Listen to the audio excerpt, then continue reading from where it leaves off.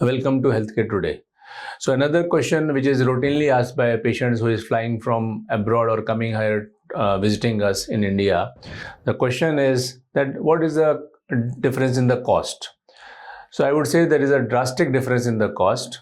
The same robot, which is US FDA approved robot, we are using here in India, and the difference is so much that they feel that that is very light to their pockets, and they get even faster result because the kind of care which we give them post-operatively or intraoperatively, or the hand holding which we provide them is also very different which they get in the other countries. Even the waiting list, the patients are getting waiting list taken in other countries for like 2 months, 3 months, even 6 months they get waiting list.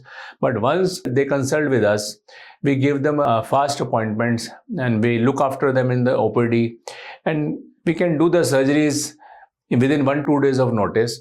And patient, when we do the surgery, he is mobilized within 1 to 2 days, and he can fly back to his home country within 4 to 5 days. So this is a very drastic difference. And in my opinion, the patients who are coming from abroad, they usually come, and after that we get such a kind of referrals also from those patients.